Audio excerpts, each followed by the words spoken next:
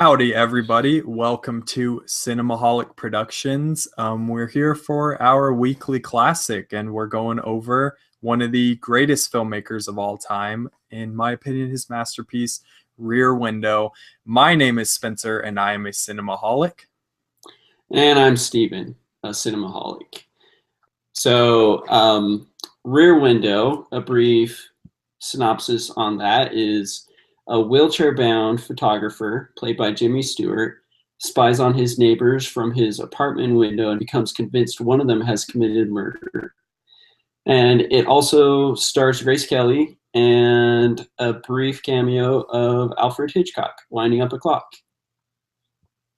And so this film is highly influential in that Hitchcock was establishing the thriller, what we know as modern day thriller. And another fun fact about it is that he built a meticulous set that was on one stage, and up to that point in film history, it was the largest on-stage set. So, Spencer, what were your general thoughts on Rear Window?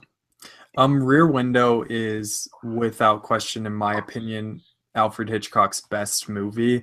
I think basically everything about this movie works. It's a perfect thriller, in my opinion. I love the way that the script kind of puts this character into this kind of isolated environment, but to the point where he's almost getting cabin fever, and it makes sense to him wanting to start kind of like almost being a creepy peeping Tom on his neighbors, and him being having broken legs and those injuries makes it the risk of the movie, and when it starts to get tense with him suspecting one of his neighbors is a killer, it makes the stakes a lot higher because he really can't go anywhere or get anywhere fast.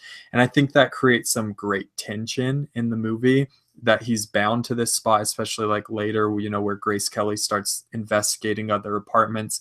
And it really puts us into the perspective of this character of being like, we're stuck in this room with him watching these thrilling moments in the movies. And Alfred Hitchcock is just a master of tension. Like, there are scenes in this where it's like you are literally biting your nails because it's so tense. But overall, I really, really love this movie. I think that the setting is awesome, and I think the performances are great across the board. And the climax of this movie is just like amazingly thrilling and really iconic and really smart. So, Stephen, what do you think of Rear Window?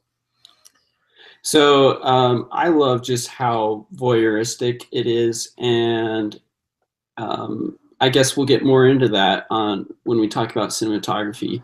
But in that sense, in that you're watching a person watch people, I think it really is a commentary on movies themselves, just how we get a peek into other people's lives.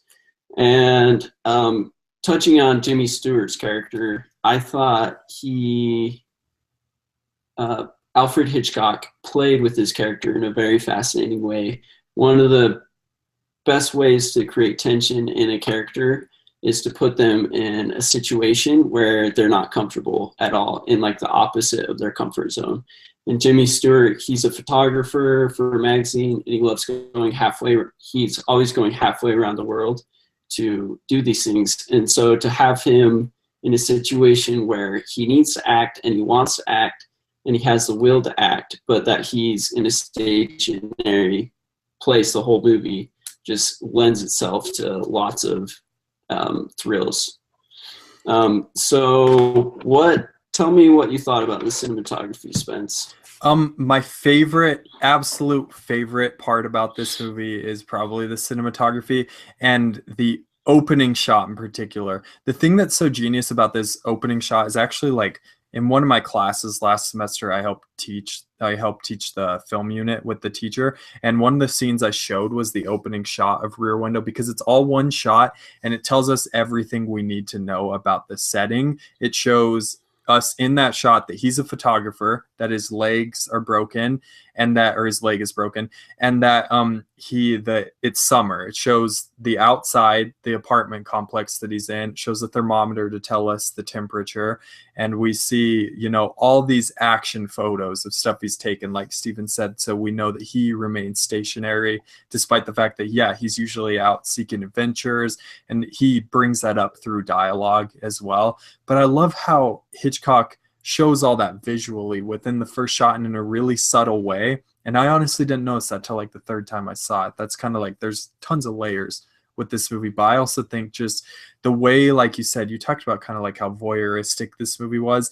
And it seems like almost all of the shots we're seeing it from, or in fact, yeah, all the shots we're seeing it through Jimmy Stewart's perspective. So when he uses a camera, it limits our vision of it as well. So he's looking this way and then looking this way, and someone's looking at him through the window. It's really like creepy and helps build a ton of tension. So yeah, you have anything to add with this cinematography? Well, I think you nailed it with the POV shots, the point of view shots, in that it just shows the subjectivity of voyeurism, in that you don't get the whole picture. I mean, whenever we have the omnipresent shots, it's within Jimmy Stewart's apartment almost the whole time, with rare exceptions. And whenever we look out into the world, it's from a point of view shot, Jimmy Stewart. And so he doesn't have the whole picture of whether or not this man is the murderer. And so in that sense, you're left in suspense whether he's just going crazy from being cooped up, or whether he's going to be able to piece this puzzle together. And I think the other titan in this movie, in 3 words, Jimmy freaking Stewart. This guy is awesome. If only he could be reincarnated, we could still have him in film nowadays. But express to us your infatuation with Jimmy Spence. Well, I think it's interesting you brought up Spielberg just real quick, because Tom Hanks is basically modern Jimmy Stewart, I feel like.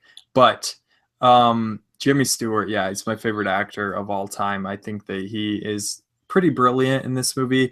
And the Hitchcock movie that really gives us an interesting Stewart performance is actually Vertigo, because I feel like Vertigo is about as far outside of his typecast as he goes. And he is pretty typecasted, but it's because he played that part so well.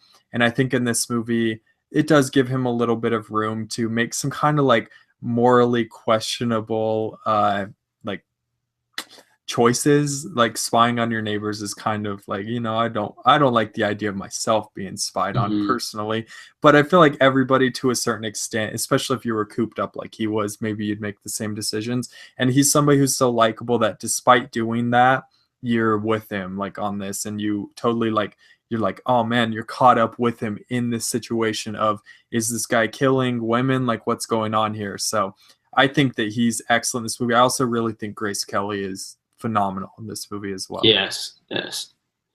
One of my favorite things about Jimmy Stewart's performance is one at the end when he's covering his eyes. He does such a great weird job covering his eyes, but that's beside the point. The other thing I love is he is such a good actor, even with his eyes. I mean, his eyes did so much of the heavy lifting.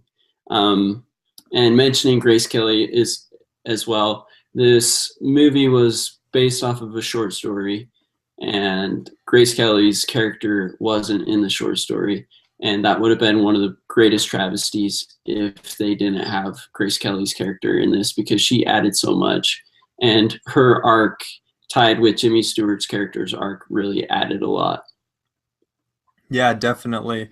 So the last thing we kind of want to talk about is how Rear Window has kind of influenced not just like some movies today, but also the genre of the thriller as a whole. And I personally think a lot of who we can thank is actually Hitchcock himself, because he really, there's like that famous Hitchcock quote that like a bomb exploding, that's action. Knowing that a bomb's under a table and it's ticking, that's tension.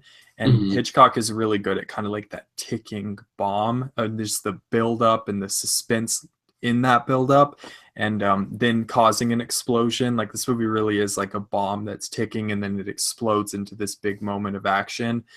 So we kind of, before this started, spoke about a couple movies. Stephen, you want to talk about those movies and kind of comment on how this has shaped thrillers as well? I think you really nailed it on how it shaped thrillers. But a couple other movies to check out if you so desire. One is, I believe it's titled Rear Window as well, starring Christopher Reeve after he became a paraplegic. And it's really cool getting to see him in that role. It's a for TV movie. And the other one, Shia LaBeouf. Sorry, he's not a cannibal in this. But that's Disturbia. It's basically a remake of Rear Window for a more infantile, modern sensibility. And it borrowed a lot of the same cinematography, had a lot to do about voyeurism, and it had some good things about it. But overall, unless you're a Shia LaBeouf fan, you could probably skip it. Shia LaBeouf is the modern Jimmy Stewart, I think is what we're trying to say. That's the whole entire point of the episode. Do it! Exactly. Yeah, I think that about wraps our thoughts up, unless you have anything else to add, Stephen. I think that's it.